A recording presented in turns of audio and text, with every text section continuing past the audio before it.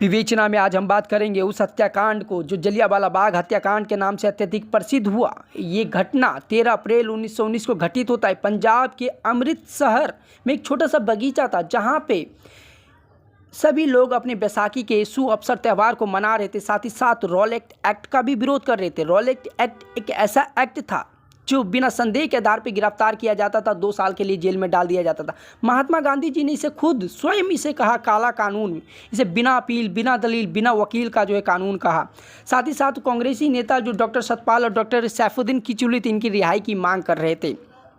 तभी वहाँ पे मौजूद 20,000 के लोगों के लिए जो है आतंक का साया लेकर आता है एक व्यक्ति जिसका नाम होता है brigadier general Reginald Edward Dyer, जो अपने 50 जवानों के साथ वहाँ पे वो एंटर करता है। वो एक छोटा सा गेट था, वो आने जाने के लिए वहाँ पे सिर्फ एक ही गेट था। पंजाब में मार्शल लॉ लागू था, वहाँ के लोगों को नहीं पता था और वहाँ पर वो एंट्री करता है। और इस कहानी में अभी ध्यान रखिएगा माइकल ओडायर जो कि इस किरदार का सबसे बड़ा भूमिका निभाएगा, याद रखिएगा बस।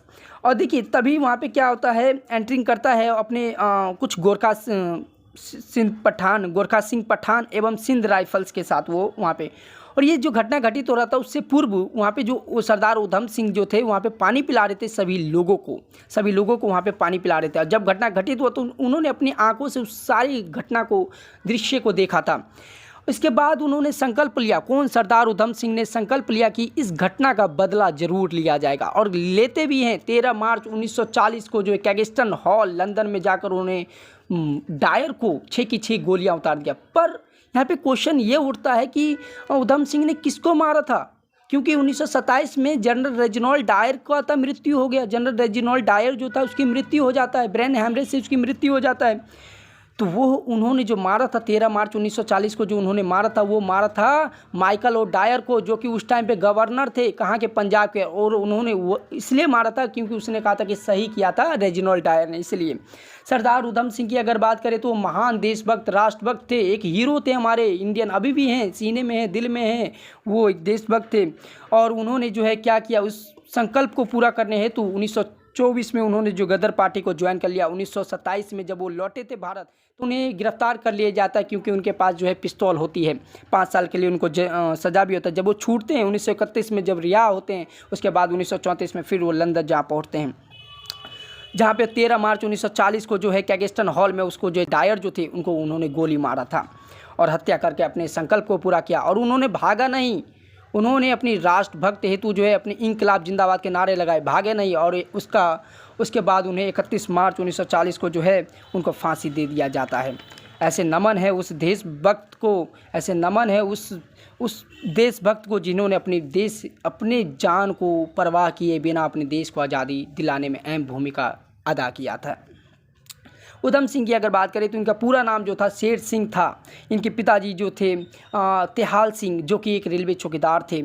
इनका जन्म की बात करें, उधम सिंह के जन्म की बात करें तो 26 दिसंबर 1899 के पंजाब के संगरूर जिले के सुनाम गांव में होता है। इनका एक भाई था मुक्ता सिंह, जो कि इनके बड़े प्रिय थे और जो कि 1917 में उनकी मृत्यु हो जाता है। इनके परिवार वाले जो कि माता पिता भी इनका साथ छोड़ देते, अलविदा कहते थे कि बहुत ही कम उम्र में अपनी जीविका निर्वाह करने हेतु कारपेंटर का भी इन्होंने काम किया और अपना बदला लेने हेतु वो लंदन भी जा पहुँचे, जहाँ पर उसने माइकल ओडायर को मारने में अहम किरदार अदा किया था। इसके बाद थोड़ा सा हम बात करेंगे जनरल ओडायर को, जो कोई देशभक्त कहता है, कोई हीरो कहता है, कोई राष्ट्रभक्त कहता है। अब इसको थोड़ा समझने के लिए हमको जो है थोड़ा सा मैं कुछ बताऊंगा, इसको ध्यान देख लीजिएगा। एक प्रारंभिक आर्क बिशप जो कि पादरी का काम करते हैं, पादरी में उच्च होते हैं, उसने जो आर्क बिशप जो थे डेविडसन, उसने इसको क्या कहा, देशभक्त बुलाया। देखो कितनी शर्मनाक की बात है भाई, हमारे यहाँ पे जेनोसाइड करके जाता है उसको देशभक्त कहता है, कितनी बड़ी बात है। और जनरल रेजिनाल्ड डायर पे अच्छा खासा काम करने वाले जो लेखक थे आपका निगल collet, the butcher of Amritsar में उसकी उन्होंने बताया किस प्रकार उसकी जो है पदोन्नति हुआ था, रैंक का हायर पोस्ट हुआ था। इसके बाद ब्रिटिश एक पेपर था मॉर्निंग पोस्ट, उसके लिए फंड इकट्ठा किया। देखिए एक जो हमारे यहाँ पे जेनोसाइड कर रहा है उसके लिए क्या क्या काम हो रहा है वहाँ पे। और अगर मैं बताऊं 1919 में एक हंटर कमेटी भी बिठाई जाती है। उस हंटर कमेटी में बस ये क्यों बिठाई गई, ये देखने के लिए कि जलियांवाला बाग हत्याकांड में क्या हुआ। वहाँ पे ऐसा कहा जाता है कि 389 लोग मारे गए थे। एक बात बताइए, 20,000 में से जिस पे 1650 राउंड गोलियां चली 10 मिनट के अंदर, उसमें केवल 389 लोग ही मारा गया होगा। आपको बताना है।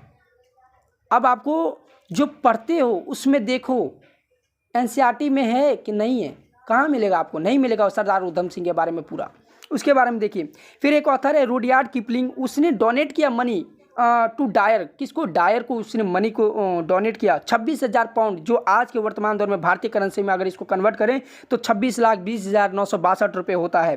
और पॉलिटिशियन जो थे एक एडवर्ड कार्सन, इसको हीरो कहता है, ठीक है, और इसको never put in a jail, Reginald Dyer had never put in a jail, कभी इसको जेल में नहीं डाला गया था। कितनी शर्मनाक की बात है।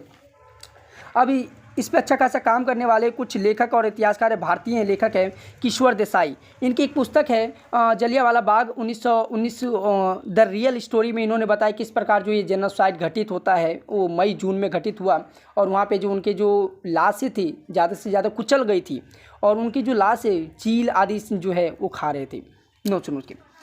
इस पे एक सौरभ दत्त है जो भारतीय मूल के ब्रिटिश लेखक है, उसने अपनी पुस्तक गार्डन ऑफ बुलेट्स में इस घटना के लिए ब्रिटिश गवर्नमेंट को माफ़ी मांगने के लिए भी कहा था। फिर ये सारा यहाँ पे जो है घटना घटित होता है और सरदार उधम सिंह का जो नाम है एक अमर हो गया। अगर वीडियो अच्छा लगा हो तो वीडियो को लाइक शेयर कमेंट जरूर कीजिएगा और वीडियो को सब्सक्राइब जरूर कीजिएगा अपने हिस्ट्री मिस्ट्री चैनल।